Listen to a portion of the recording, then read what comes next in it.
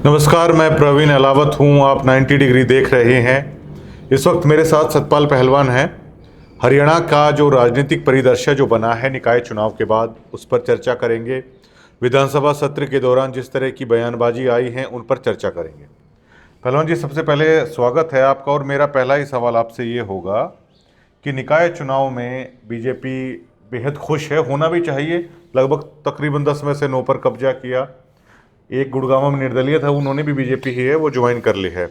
लेकिन इसी बीच इसमें भी वही जो विधानसभा चुनाव के बाद आ रहा था, हुड्डा साहब ये मानने को तैयार नहीं है कि उनकी पार्टी की हार हुई है। वो तो कह रहे हैं कि एक तरीके से हमने इसमें पार्ट ही नहीं लिया, जबकि चुनाव सिंबल पर थे तो आपने भाग है वो क्यों नहीं लिया, ये सवाल खड़ा होता है। दूसरा, दीपेंद्र हुड्डा रोहतक में तो गए हैं, उन्होंने मीटिंगें की हैं, प्रचार किया है।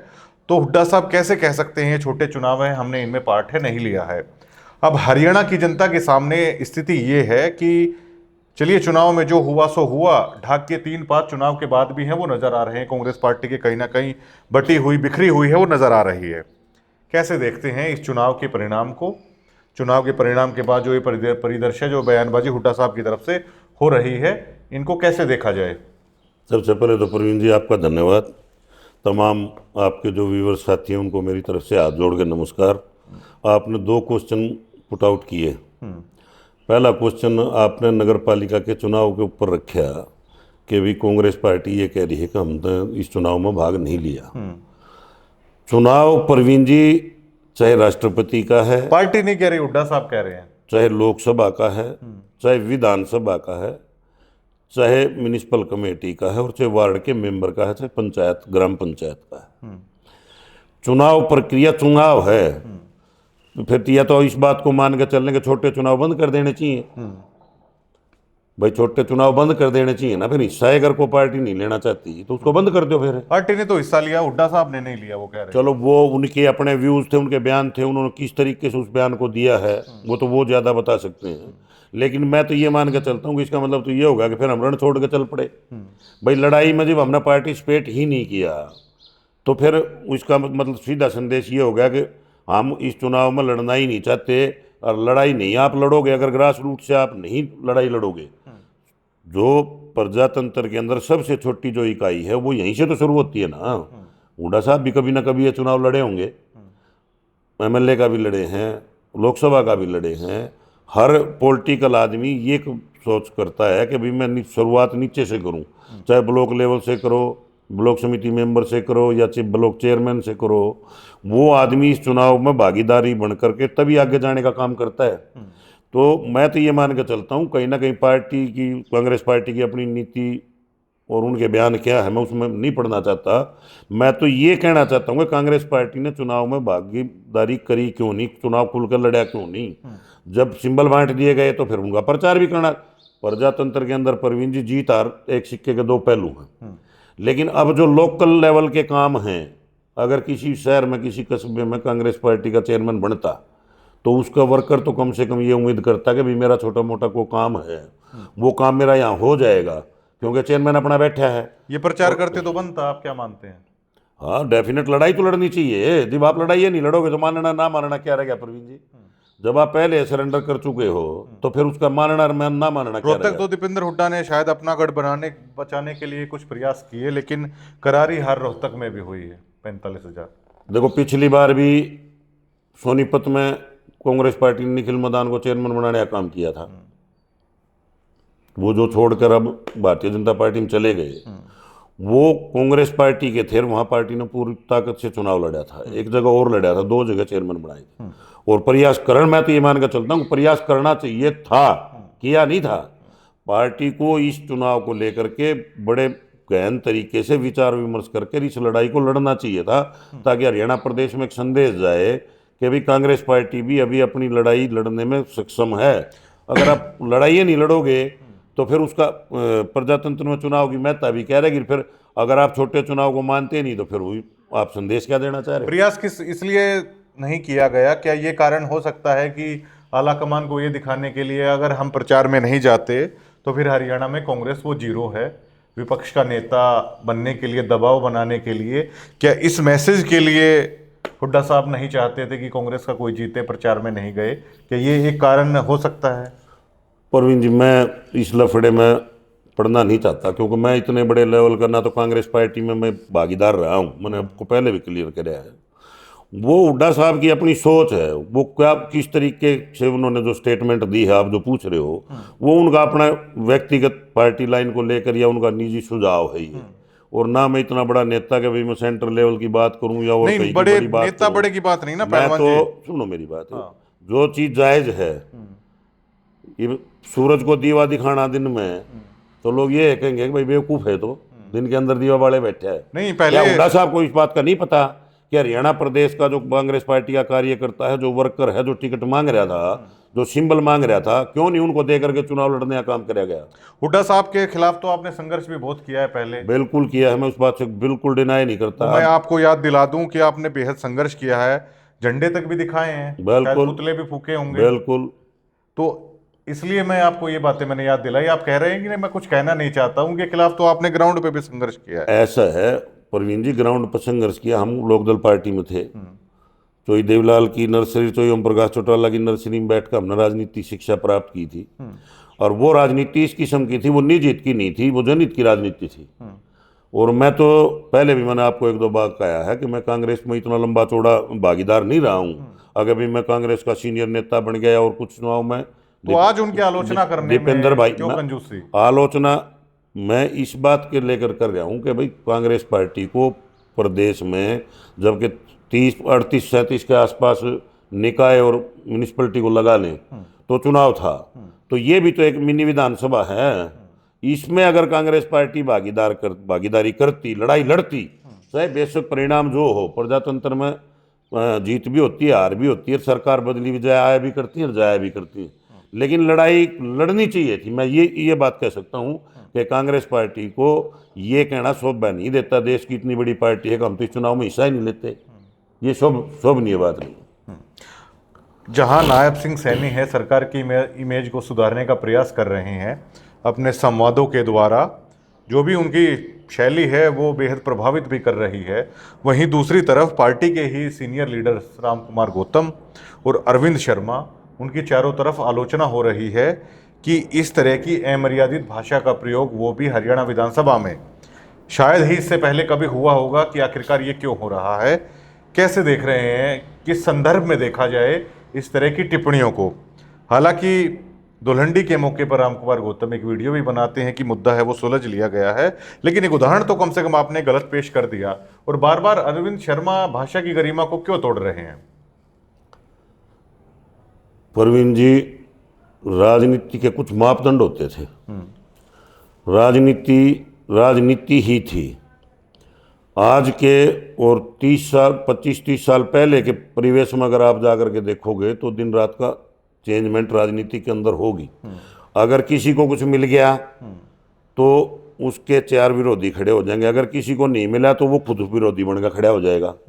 जिस किस्म की भाषा का प्रयोग, दादा गौतम भी पढ़े लिखे हैं, एडवोकेट हैं, अरविंद शर्मा जी भी डॉक्टर हैं, पढ़े लिखे व्यक्ति हैं, जिस किस्म की अमर्यादित भाषा का प्रयोग हरियाणा की विधानसभा में हुआ, तो मैं तो केवल इतना ही कहना चाहूँगा कि दोनों सीनियर नेता इस हरियाणा प्रदेश की आने वाले जो नस्ल हैं, जो पीढ़ी हैं, जो राजनीति के प्रति प्रेरित होती हैं और राजनीति में आना चाहती हैं, वो इस अमर्यादित भाषा को देख करके उनके ऊपर क्या असर पड़ेगा, ये स्वयं उनके दोनों सीनियर साथी हैं, उन विचारना भी चाहिए और सोचना भी चाहिए कि इस प्रकार की भाषा का अगर आप प्रयोग करोगे, क्योंकि सरेआम लांछन लगाए गए हैं, ये तो किसी छुपे हुए तो है नहीं, floor of the on the house, इस किस्म की भाषा बोले आप दादा तो बोला 10 किलो, मैं नहीं कहना चाहता क्योंकि वो सम्मानित आदमी, इतने बड़े आदमी, जिस किस्म की भाषा प्रयोग हुआ। और फिर दादा गौतम ने भी कमाल ही कर दिया, किस किस्म से जो ब्लेम लगाए, या तो सबूत दो दादा गौतम, फिर इस बात के दादा गौतम सबूत दो, अगर उन्होंने ऐसा काम किया है, भ्रष्टाचार कहीं किया, तो फिर उनके खिलाफ कार्रवाई करो। विधानसभा के अंदर जब आप आरोप लगा रहे हो तो फिर उसको जस्टिफाई करने का काम भी तो है ना, वो स्पीकर जी करें या मुख्यमंत्री जी करें या कौन करे। लेकिन ये भाषा अशोभनीय है, इस प्रकार की भाषा मैं ये मान कर चलता हूँ कि ये निंदनीय है विधानसभा में इस किस्म की भाषा, क्योंकि जब हाउस चलता है तो लाखों लोग उसको लाइव देखते हैं, लाखों बच्चे देखते हैं। क्या आपको पहलवान जी ये नहीं लगता कि कांग्रेस में अगर इस तरह की बातें होती हैं तो बीजेपी हो चाहे अन्य दल हो तुरंत कांग्रेस की गुटबाजी के तौर पर मतलब दिखाते हैं सभी को? क्या आपको नहीं लगता कांग्रेस यहाँ पर कमजोर है? ये तो सरेआम मतलब बीजेपी में ऐसा लग रहा है, इससे ज्यादा गुटबाजी क्या होगी कि पार्टी के दो सीनियर लीडर इस तरीके से विधानसभा में तमाशा है वो खड़ा कर रहे हैं, लेकिन कांग्रेस क्यों नहीं बुना पा रही है इन सभी चीजों देखो को? इसमें प्रवीण जी दो पहलू ठीक तो हैं। बीजेपी में भी दो नहीं दो लग रहा दो कुछ पहलू ठीक है। हैं। चाहे कांग्रेस पार्टी है, ना मैं आज कांग्रेस पार्टी में हूँ, ना मैं भारतीय जनता पार्टी में हूँ। आपने क्वेश्चन कर दिया तो राजनीति में तो हो। हाँ, राजनीति में भी मैं थोड़ा कम सक्रिय हूँ फिलहाल। सोच रहा हूँ भविष्य में कुछ किसी ना किसी बात को लेकर के आगे बढ़ने की कोई तैयारी है। लेकिन चाहे भारतीय जनता पार्टी को आप ले लो, चाहे आप कांग्रेस पार्टी को ले लो, चुनाव के दौरान कांग्रेस पार्टी पे यही चीज़ लगती रही कि कांग्रेस पार्टी के अंदर आपसी फूट के कारण जो है वो हरियाणा प्रदेश में सरकार नहीं बन पाई। ये लांछन कांग्रेस पार्टी पे भी लोग लगाया करते पहले। भारतीय जनता पार्टी में वही काम है। आप अनिल विज जी को ले लो, उनकी क्या स्टेटमेंट आ रही है सब ने देखी है, सोशल मीडिया पे भी, प्रिंट मीडिया में भी, इलेक्ट्रॉनिक मीडिया में भी। उनके द्वारा भी बार बार ये स्टेटमेंट दी गई कि मुख्यमंत्री जी उड़न खटोले से नीचे उतरो। और जिस किस्म की भाषा राम कुमार गौतम जी ने, डॉक्टर अरविंद शर्मा जी ने प्रयोग करी, तो वो तो स्पष्ट जाहिर है कि भाई कहीं ना कहीं कोई न किसी बात को लेकर के पार्टी में गुटबाजी है। लेकिन इतनी नहीं होनी चाहिए कि जिसका संदेश जनता में भी गलत जाए और आने वाली जो पीढ़ी है उनके ऊपर भी ये गलत प्रभाव पड़े, इस किस्म की बात। और कांग्रेस पार्टी को ये चीज़ उठानी चाहिए। कांग्रेस पार्टी राजनीति करती है, तो जब उनके ऊपर आक्षेप लगते हैं तो कांग्रेस पार्टी ने फ्रंट फुट पा के इस बात को कहना चाहिए। अभी आपने जैसे कहा आपने कुछ सोच रखा है, क्या उमेश सिंह लोहान आए थे शायद अभय सिंह चौटाला का मैसेज लेकर, क्या आप उस तरफ इशारा कर रहे हैं शायद? नहीं, उमेश सिंह और मैं दोनों साथी हैं। उमेश सिंह ने मैंने लंबा संघर्ष किया है, दोनों ने लोक दल में ही थे। वो भी युवा के प्रेसिडेंट हिसार के थे, मैं झज्जर से था। उसके बाद मैं डिस्ट्रिक्ट प्रेसिडेंट बन गया, वो हिसार के डिस्ट्रिक्ट प्रेसिडेंट बन गए। फिर वो युवा के स्टेट के प्रेसिडेंट भी रहे। तो मेरा पारिवारिक आना जाना, पारिवारिक रिश्ते, हाँ वो मैं इस बात को बिल्कुल डिनाई नहीं करता। वो किसी बात को लेकर के आए थे और उसके ऊपर हमने विचार विमर्श भी किया और बैठे भी थे और बतलाए भी थे। लेकिन ये उस दिन ये कोई बात नहीं थी कि हम कोई निर्णय लेकर इस बात की घोषणा करेंगे, क्योंकि मेरे और उमेश सिंह के तो पारिवारिक ताल्लुकात है। हमारी 2 दिन में, 4 दिन में, 5 दिन में बात भी होती रहती है। वो दिल्ली बेटा उनका लगा हुआ है, वो दिल्ली जाते हैं तो यहाँ मेरे पास आते भी हैं, खाना वाना खा के भी निकल जाते हैं, जाते भी आते रहते हैं। लेकिन कुछ ना कुछ तो सोचना पड़ेगा इस बारे में कि किसान का मेरे वर्ग की हिमायत के लिए कोई ना कोई स्टेप उठाना पड़ेगा। देखिए, आप रोहतक लोकसभा का दीपेंद्र का जिक्र बार बार इसलिए होता है क्योंकि दीपेंद्र हरियाणा की राजनीति की पिछले कई सालों से मेन धुरी रहे हैं और रोहतक लोकसभा उनका गृह क्षेत्र है। जाहिर तौर पर आप भी हैं, वहीं से आते हैं। अब चाहे मैं कुछ कांग्रेसी लोगों से मिलता हूं या आम जनता से मिलता हूं तो ऐसा लग रहा है कि दीपेंद्र के प्रति जो लोगों का प्यार था, जो उनके साथ एक जुड़ाव था, शायद वो कहीं ना कहीं अब ढीला हो रहा है। दीपेंद्र हुड्डा की अपने गृह क्षेत्र में पकड़ अब ढीली होती जा रही है। रोहतक में जिस तरह की हार हुई है वो इसका परिणाम है। तो क्या ऐसा हो सकता है कि अभय सिंह चौटाला का दबदबा बढ़ेगा इस एरिया की तरफ? कोई संभावना बनती हुई नजर आती है या फिलहाल दीपेंद्र ही रहेंगे? प्रवीण जी, ये बात भविष्य के गर्भ में है। जनता राजनीति के अंदर जनता मालिक है प्रजातंत्र में। और जनता, मैंने पहले भी आपको एक दिन बताया था कि जनता जो निर्णय लेती है वो अपने विवेक से लेती है। पूरी जनता, रोहतक लोकसभा की ले लो, सोनीपत अपने छोड़ो, आप पूरे हरियाणा प्रदेश की जनता की नज़र अब की बार दीपेंद्र सिंह हुड्डा जी के ऊपर थी, इसमें कोई दो राय नहीं है। हर आदमी ये चाहता था कि भाई हरियाणा प्रदेश में कांग्रेस की सरकार बने और दीपेंद्र हुड्डा मुख्यमंत्री बने हरियाणा प्रदेश के। हर आदमी की ये सोच थी और मीडिया भी इस बात को बार बार कह रहा था। लेकिन जहाँ ये सेटबैक लगा, किस कारण से लगा, क्यों लगा, किसकी गलती रही, या अहम में कोई फैसला गलत हुआ, या किसी की सुनी नहीं गई, तो ये जो निर्णय आया प्रजातंत्र में, लोग लंबा इंतजार नहीं किया करते प्रवीण जी। पर कुछ लोग तो ऐसे होते हैं राजनीति के अंदर, अब जिनका केवल स्वार्थ ही ये होता है कि उनका जनता से हितार्थ रक्षार्थ को लेना देना नहीं होता। उनको तो केवल ये है कि भाई दीपेंद्र जी बन जाएंगे, मैं अपना फायदा उठा लूंगा। बहुत कम ऐसी विचारधारा के लोग आज की राजनीति में रह गए हैं जो समाज के हित की बात सोचते हो, जो गरीब के हित की बात की लड़ाई लड़ने की उम्मीद रखते हो, मजदूर की लड़ाई लड़ने की बात रखते हो, सभी धर्म बिरादरियों को साथ लेकर चलने की बात। क्योंकि हर एक पार्टी में जो विचारधारा जिस किस्म की सामने आ रही है, हमने इस किस्म की विचारधारा 30-35 साल की लंबी राजनीति में नहीं देखी। और जहाँ तक बात आपने रोहतक उधर सोनीपत हरियाणा प्रदेश की करी, कोई भी आदमी इतना लंबा इंतजार नहीं करता। जो आदमी पॉलिटिक्स के अंदर प्रवीण जी संघर्ष करेगा, जो जनता के मुद्दे ने लेकर लड़ाई लड़ेगा, जो जनता के बीच में खड़ा रहेगा, वही आदमी सर्वाइव करेगा। इसमें चाहे मैं आ गया, चाहे आप आ गए, चाहे कोई भी आ गया। ये नहीं है कि भाई मैं अपने घर में बैठ के मैं ये मान के चलूंगा भाई मैं तो चौधरी हूं ना, कोई नहीं मानता। चौधरपने के काम करने पड़ेंगे, जिब जाकर लोग चौधरी मानने हैं, ऐसे कोई नहीं मानता। ये आया हुआ राज चला गया, क्या बिगड़ा? मर तो हरियाणा प्रदेश की जनता गई। जो जनता ये उम्मीद कर रही थी कि प्रदेश में सरकार बदलेगी, और सरकार बदलने के बाद 36 बिरादरी का, किसान का, कमेरे का, गरीब मजदूर दलित का, सबका विकास भलाई होगी, लेकिन वो परिणाम जहाँ आए तो उससे लोगों को सेटबैक तो प्रवीण जी लगता है, और उसका नुकसान बिल्कुल 100% कांग्रेस पार्टी को उठाना पड़ेगा। कुछ दिनों पहले दीपेंद्र हुड्डा ने एक बयान दिया कि जिस तरह फसल है वो खराब हो जाती है, तो राजनीति की फसल हमने बोई थी, ओले पड़ने के कारण है वो खराब हो गई, तो दोबारा से उस फसल को बोया जाए या ना बोया जाए। इस बयान को आप बचकाने तरीके से देखते हैं, क्या आपको लगता है इस तरह के, मतलब एक मैच्योर लीडर इस तरह की बयानबाजी कर सकता है? और आप कैसे देखते हैं कि फसल बोई थी लेकिन वो खराब हो गई, कैसे देखते हैं इस बयान को? प्रवीण जी, दीपेंद्र जी बड़े घराने में पैदा हो रहे हैं। उनके पिताजी मुख्यमंत्री रहे, वो 3-4 बार MP भी रहे, लेकिन MP साहब तो मैं तो सहृदय एक ही बात पूछना चाहूँगा कि ओले नहीं पड़े, ओले नहीं पड़े। फसल बड़ी तगड़ी हुई, फसल की लावणी भी हुई, फसल की कढ़ाई भी हुई, और पैर में रास भी पड़ गई, लेकिन वह रास चोरी होगी। वह रास चोरी क्यों हुई? ओले थोड़ा ही पड़े। जब पूरा देश, पूरा हरियाणा प्रदेश सब कुछ नहीं रुक के मान लग रहा था, अगर भाई हरियाणा प्रदेश में पूरे through out India international media भी ये कह रहा था कि भाई हरियाणा में कांग्रेस की सरकार बनेगी, तो ओले कैसे पड़े? मतलब फसल तो खेत मात पैर मात, आप ये मानो मोटी भाषा में कहूँ तो जैसे पहले अनाज निकालते थे तो पैर डाला करते खेत में, वह फसल तो पक के तैयार होगा। ओले में तो कच्ची फसल बर्बाद हो, या तो पकी पकाई फसल थी, इसमें तो ठाले के पैर मात लोग, तो उसका जवाबदार कौन? फसल अगर ओले पड़ते हैं, जैसे ही फसल पकाई के ऊपर खड़ी है, और आज परमात्मा ऐसा ना करे कि दुर्भाग्यवश कहीं ओले पड़ जाए, तो वो तो ओला मान लिया जाए। लेकिन जब लावणी होगी, पैर होगा, रिजल्ट आवन के नज़दीक जाकने और फिर वो चीज़ चली गई, तो वो मैं इस बात को मान के चलता कि ओले पड़ गए। ये किसी न किसी तरीके से जो काम खराब होना ही था, ये हुआ।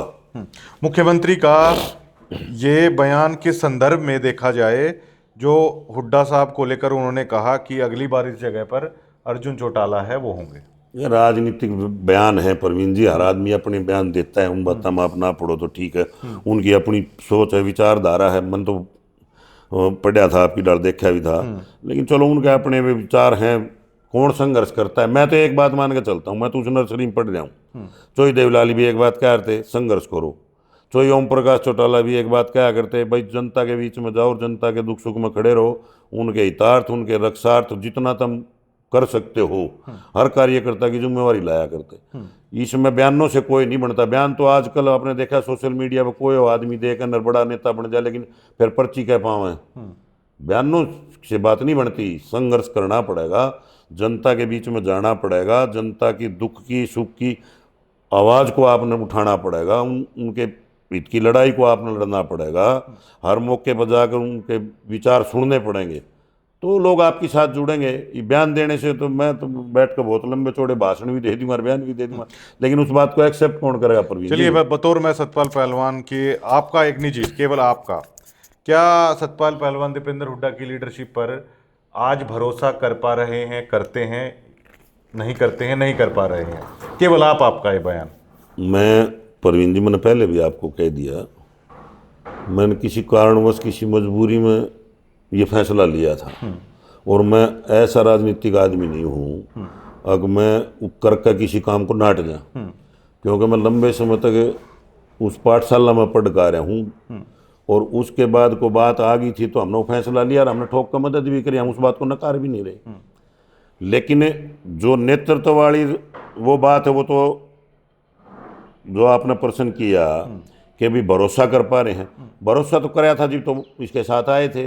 लेकिन जिस किस्म के परिणाम ये सामने आए और जिस किस्म से इस चुनाव में भी, म्यूनिसिपल कमेटी के चुनाव में भी लड़ाई नहीं लड़ी गई, प्रवीण जी नहीं कहनी चाहिए बातें। एक बार यहाँ म्यूनिसिपल कमेटी का चुनाव था तो ये ओम प्रकाश चौटाला जी शारीरिक रूप से बिल्कुल फिट नहीं थे हमारी तरह, डोर टू डोर जाकर उन्होंने म्यूनिसिपल कमेटी के चुनाव में भी वोट मांगने का काम किया था और यहाँ अपने मेंबर बनाए थे, चेयरमैन बनाया था। तो ये कोई बात थोड़ा है। नेतृत्व तो वे लड़ाई तो लड़ो, आप लड़ाई नहीं लड़ रहे आप भाई। आप जब मोर्चे पे गए नहीं, एक तरफ तो आप सिंबल बांट रहे हो, दूसरी तरफ आप कह रहे हम इस बात में हिस्सा नहीं ले रहे, तो इसका मतलब क्या है वो तो नेता ही बता सकते हैं। लेकिन इस किस्म की अगर चीज चलेंगी ना तो मेरे को नहीं लगता पार्टी सर्वाइव कर पाएगी। प्रवीण जी बहुत बहुत शुक्रिया तमाम बातचीत के लिए। पहलवान जी थे और जो राजनीतिक परिदृश्य फिलहाल बनता हुआ नजर आ रहा है हरियाणा का, उन तमाम बातों पर है चर्चा की है।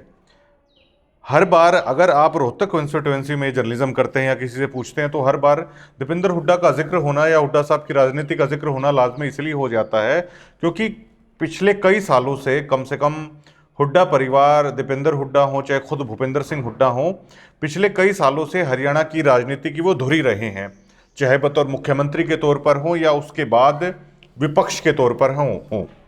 तो ऐसे में ये सवाल बार बार इसलिए उठ रहा है कि क्या वो राजनीतिक दबदबा दीपेंद्र सिंह हुड्डा का इसी तरह जो का त्यों कायम रहने वाला है या नहीं रहने वाला है। अगर रहने वाला है तो ठीक है, अगर नहीं रहने वाला है तो उसमें कई सारी चीजें फिर राजनीति परिदृश्य में बदल जाती हैं।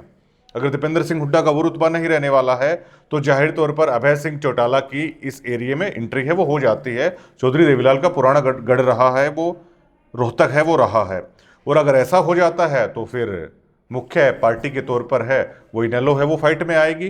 तो पहलवान जी के मुताबिक इन सभी चीजों के लिए है वो इंतजार करना होगा कि आखिर कौन जनता के बीच में जाएगा, कौन जनता के बीच में जाके संघर्ष करेगा। वेट एंड वॉच की स्थिति पहले भी थी, आज तक है वो बनती हुई नजर आ रही है कि इस बातचीत को है अपॉर्चुनिटी है। अभय सिंह चौटाला अगर कैप्चर कर पाते हैं तो ठीक है, अपॉर्चुनिटी है, वरना अगर ऐसा नहीं हो पाता है तो शायद फिर जैसा चलता आ रहा था दीपेंद्र सिंह हुड्डा वही शायद हो सकते हैं। धन्यवाद।